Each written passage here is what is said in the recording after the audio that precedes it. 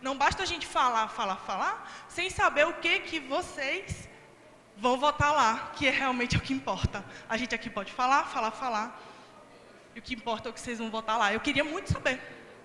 Obrigada.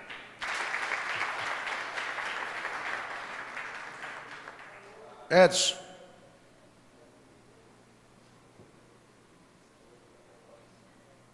Condurbe e conheço uma boa parte do que está aí. Eu tinha dois questionamentos assim bem objetivos, bem práticos. Primeiro, assim, diante de todas as fragilidades, das carências conceituais, técnicas, tudo mais que foi apresentado pelo Dr. Eduardo, por Valdson, por Ricardo, eu queria saber, assim, da Miriam e do Emanuel, como é que está, assim, vocês, mesmo diante de tudo isso que foi colocado, das falhas, só em relação à mobilidade urbana, sem contar os outros tópicos, todas as falhas que a gente sabe que existe, que a gente conhece, toda a incoerência que existe dentro do plano diretor que está presente hoje na Câmara de Vereadores, se vocês vão votar o plano diretor lá, que está lá hoje, que existe lá, sem refazer esses estudos, sem complementar o plano diretor, sem acrescentar tudo isso que falta e que a gente viu aqui todo mundo reclamando. O cara reclama de uma avenida que não é coerente, de um corredor de ônibus, enfim. Nada disso está no plano diretor e eu quero saber se ele vai ser votado assim mesmo, da maneira que está, de qualquer jeito. E outra coisa, assim, complementando a Tainá, que ela falou sobre a metodologia que está sendo aplicada. A gente está vendo aqui um monte de gente falando, talvez eu seja o 9º ou 10º a falar. Os vereadores estão sentados, olhando, escutando, e nada foi trazido dos vereadores para a gente. Eu queria saber que modelo é esse de audiência pública. Se a Câmara de Vereadores já apresentou algum fruto das audiências anteriores, se alguma coisa está sendo apresentada, porque assim, a população está vindo aqui reclamando, levantando a mão, falando, e nada está sendo respondido, nada está sendo feito, todo mundo sentadinho, balançando a cabeça, ninguém está fazendo nada. E eu queria saber se esse é o modelo de audiência pública que a gente vai utilizar para todo o plano diretor. Só isso.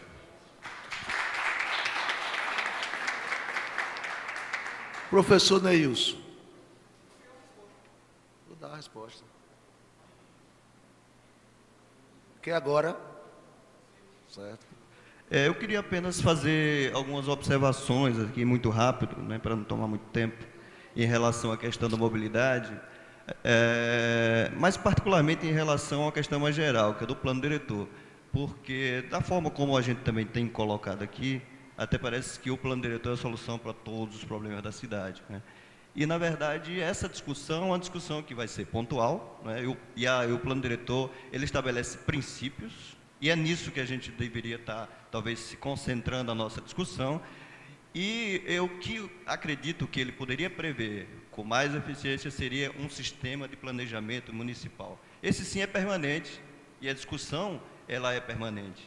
Que esse sistema de planejamento municipal fosse mais articulado, mais participativo, que incluísse a população nas soluções dos problemas da cidade, que estimulasse a criatividade da população para que ela pudesse também dar solução aos problemas da cidade e que ele tivesse uma visão de futuro também maior.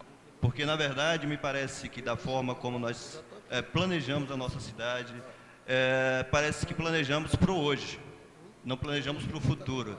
Então, acabamos enfrentando os problemas na medida em que eles acontecem, e não antecipando seus problemas. Então, acredito que essa discussão do plano diretor, e eu acho que o plano diretor poderia estar mais presente na formulação do plano diretor, assegurando que a gente tivesse um sistema de planejamento municipal articulado, que possibilitasse essa questão da participação popular e do controle social sobre a administração pública e que ele tivesse esse maior profissionalismo. Quando eu falo de maior profissionalismo, eu falo de trabalhar também com indicadores. Porque a população não pode acompanhar o plano? E por que a população não pode acompanhar como tem sido gasto, né, com os investimentos que têm sido feitos, por exemplo, em mobilidade, em trânsito, em transporte? Porque nós não temos acesso aos indicadores. Um sistema de indicadores municipais, em qualquer que seja a temática, que seja do plano, seria fundamental que a gente assegurasse que deveria estar, não só ele fosse funcionar, mas que ele fosse acessível à população, para que a gente pudesse, então, não só a sociedade do ponto de vista do cidadão comum, mas quem estuda a cidade, pudesse também dispor de informações para que pudesse discutir soluções e apresentar isso publicamente. E, para finalizar, eu acho que essa questão, agora especificamente da questão da mobilidade, né, eu quero reforçar o que foi dito aqui pelo colega da UFES também. A gente não está discutindo o modelo de cidade, né? Aracaju tem crescido do ponto de vista mais horizontal. Talvez o formato mais ideal de crescimento da cidade fosse o formato circular, porque nós teríamos uma cidade mais compacta, os deslocamentos seriam menores, portanto, isso facilitaria, né, a mobilidade. E uma outra questão, agora finalizando mesmo, é que os problemas de Aracaju hoje não são só de Aracaju. E essa questão da governança metropolitana, que a gente não tem discutido, eu acho que também o plano diretor seria uma oportunidade para a gente discutir isso, problemas como trânsito, né, e segurança e outras questões que estão presentes no nosso dia a dia, são problemas já de uma grande Aracaju, de uma zona metropolitana. Recentemente, o governo do Estado, ele construiu aquela avenida que passa em frente à universidade, a João Bebiágua, por exemplo, uma avenida que resolve o problema de hoje. A avenida não tem área verde, a avenida não tem um espaço para corredor de ônibus, construída agora, gasta agora, duplicada agora, a João Bebiágua. Não tem possibilidade ali de colocar um veículo leve sobre trilhos, quer dizer, não deixou espaço para isso. Acho que um investimento que tem que ser feito, tem que ser pensado no futuro. Então, e pensar do ponto de vista da grande Aracaju, eu acho que, que o plano pode também, em termos de mobilidade, estar prevendo essa realidade. Muito obrigado, professor. Nós recebemos essa revisão. Está escrito. Como é? Ah, certo, tudo bem. O senhor quer escrever? Tá bom. Primeiro, eu estava esquecido aqui, Lisaldo, você está escrito também. Lisaldo, para o senhor, como é o nome? Clark. Lisaldo, vamos lá, Lisaldo. 3 minutos, depois o seu Clark. Muito bem, senhor Clark, está aqui. De todas, essa é a terceira já, né, presidente? Terceira audiência, né? E a gente está sentindo que os debates, à medida que o tempo está passando, eles têm sido mais proveitosos, né? E acho que aqui a gente está tendo boas ideias. Agora, sobre a questão da mobilidade, que tanto se tocou aqui, a gente não pode pensar numa cidade que só pensa só no carro, na cidade, né? Tem que pensar também nas pessoas, no cidadão, na terceira idade, no pessoal que tem deficiência. Tem que pensar na cidade que realmente seja democrática, não só aquela cidade do automóvel. A gente precisa também na cidade do trem, da cidade do barco. Antigamente Aracaju andava muito a barco, tototó. Depois da ponte acabou o movimento no Rio Sergipe. Então precisa retomar essa história, né, de se andar a barco no Rio Sergipe. Por que não? A gente poderia estar evitando esse caos que acontece ali na Euclides Figueiredo, se houvesse um transporte marítimo, né, ali pelo Rio Sergipe, transportando as pessoas que vêm de socorro para aqui para Aracaju, estudantes, trabalhadores. Por que não? Né? Pensar numa cidade realmente que tenha futuro, não uma cidade que vai ficando cada vez mais inviável de viver em Aracaju. Você sai do Augusto Franco, chega ali no Orlando Dantas, você não anda mais, para tudo ali no São Conrado. Pela beira-mar, então, nem se fala. Então, tem que pensar em outras alternativas de transporte. Pensa numa cidade que dialogue mais com o cidadão, numa cidade só interesses comerciais, interesses dos empresários, não. Tem que ter, acima de tudo, interesse do povo, interesse do cidadão.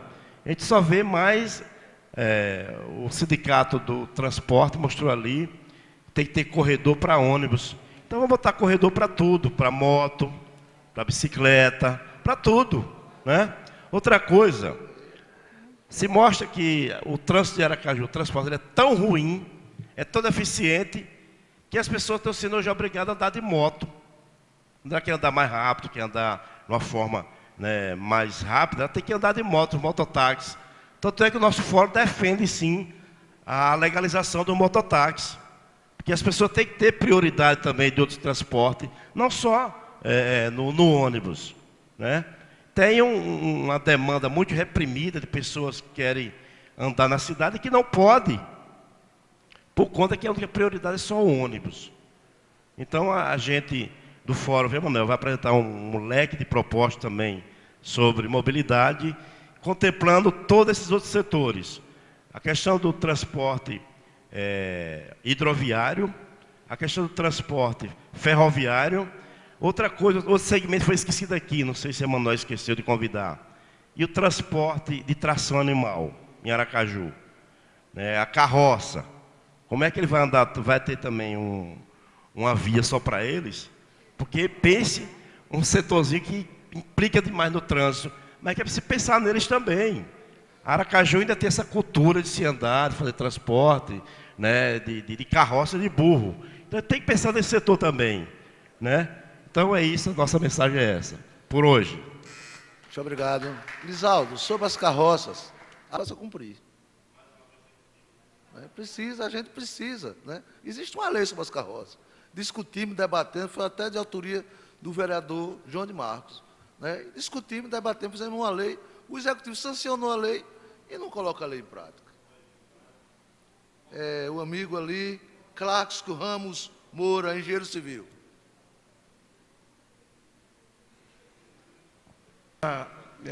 Qualificada, representativa do povo aracajuano e mais extensamente de todo o município. E por que não dizer também da região metropolitana hoje, que Aracaju é o epicentro, de que Aracaju é o epicentro. Mas como eu sou engenheiro civil, sou engenheiro químico, não quero despreocupado da vaidade de aparecer e preocupado com o dever de serviço, e sou advogado. Mas veja bem, eu fiz alguns apontamentos.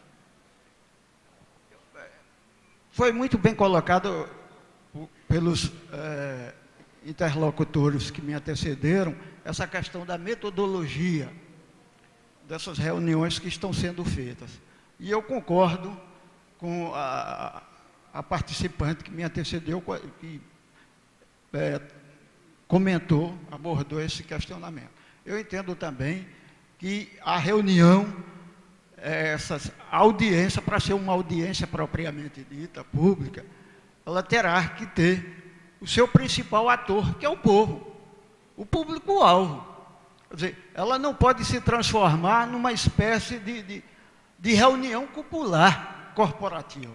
Então, eu acho interessante, o povo tem que participar. Eu acredito que o povo não participe, até porque não tem essa predisposição de encarar os seus lídimos representantes, e nós procuramos fazer da nossa modesta colaboração.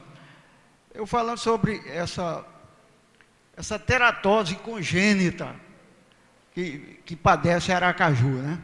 Eu não quero, em respeito aos mortos, eu não quero aqui transferir a culpa, debitar a culpa só em Sebastião Pirro. Mas entendo que Aracaju foi mal planejado. Quer dizer, nós temos um substrato edafológico, geológico péssimo.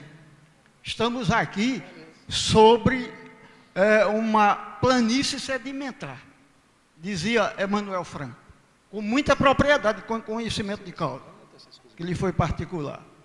Nós temos outra questão, a nossa topografia, o nível de Aracaju, nível topográfico, né? Estamos abaixo do nível do mar. A vascularização hídrica, nós temos diversos corpos d'água, e diversos, eu estou até nervoso, porque eu sou um ex-cardiopata, né? Eu falo pelos cotovelos, mas estou bem nervoso. Fica à vontade, meu amigo. E outra questão, eu acho que se enfocou muito a questão da integração dos modais de transporte. Mas tem outro aspecto interessante, no meu modesto entender, a complementariedade, né? Não é só, você tem diversos. Há 25 anos, enquanto estudante de engenharia, eu fiz um trabalho a respeito do transporte ferroviário, que deveria ser explorado aqui, que nós tínhamos essa disponibilidade lá da ferrovia na Rio de Janeiro. Temos um trabalho a esse respeito. Eu fui até coordenador de defesa civil, já trabalhei, eu representei o Estado de Sergipe. E outro aspecto que deve ser enfatizado aqui é essa vontade política, o envolvimento dos nossos líderes representantes. Até que ponto há esse interesse de resolver mesmo? De que os senhores, a Câmara de Vereadores, como disse Pimenta Bueno, no século passado, é o poder magno, o superpoder, embora o poder seja uno, como disse Montesquieu. Nós temos, são funções, o poder legislativo não é um poder, o poder é uno. O poder executivo não é outro poder, são funções estatais. É assim que diz a boa doutrina político-jurídica. Então, Weber, até que ponto os nossos vereadores serão a verdadeira caixa de ressonância do povo aracajuano? Nós temos esse problema, a problemática é matricial, diversas variáveis estão envolvidas aí. Entendo, como muitos defenderam aqui, que o plano diretor deve ser o epicentro legislativo. Então, esse plano de mobilidade, ele não pode ser um apêndice separado. Ele tem que fazer parte, a parte integrante. É peça dessa grande engrenagem que se chama plano diretor. Eu entendo desse modo, com uma visão ampla, macro. Então, Weber, esse planejamento feito pontualmente, ele pode vir colidir, pode ser conflitante com o plano diretor, que é de maior magnitude do ponto de vista do disciplinamento, do desenvolvimento e da expansão urbana. De modo que eu quero me congratular com vocês e trago, infelizmente, está me ocorrendo até um lapso da memória em razão do meu estado psicoemocional, uma vez que sou um ex-cardiopata. Mas, de qualquer sorte, desta parte, eu tenho algum conhecimento a respeito da matéria. Então, professor. Muito obrigado, senhor Clarkson Ramos. Companheiro, um minuto. Bem breve, pessoal, mas a gente foi tantas as discussões, né? Mas é só um complemento aqui, assim, eu acho que de tudo que se conversou e questões significativas que foram faladas, né? E só para fazer um viés mais do estado de Sergipe, porque o epicentro, né, Aracaju, se torna um epicentro não geográfico, mas de atividade, de potencial e de, enfim. E o próprio Marcelo Deda criou agora a SEDURB, que é a Secretaria de Desenvolvimento Urbano, que faz o papel do Ministério das Cidades, em termos da esfera estadual. Então, a gente está no momento que a gente está visualizando assim, a gente tem a capital, eu vou chamar elaborando o plano diretor, né? Eu não vou dizer aprovando, eu vou chamar elaborando, ou querendo, né? Enfim.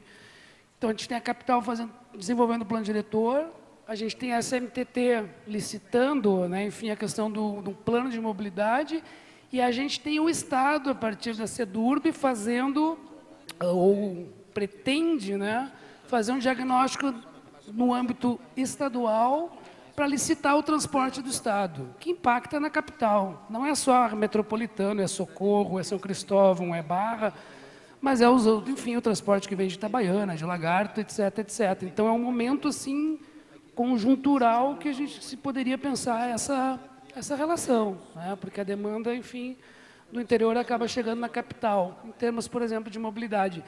Então, para a gente amarrar um pouco, por exemplo, a questão da metodologia que foi falada das audiências, né? Para a gente só fazer um comentário sobre isso, e que o plano de mobilidade não é algo separado, né?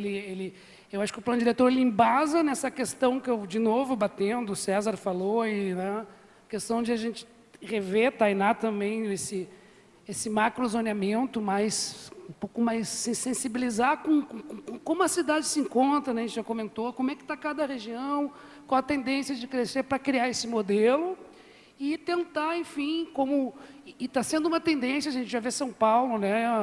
Na outra audiência a Vera falou em macrodrenagem, né? Então, existe um plano de drenagem que está junto ao plano diretor, aqui em Aracaju a gente está chamando de código, né? É o Código de Uso de Parcelamento, é o Código de Meio Ambiental, Meio Ambiente.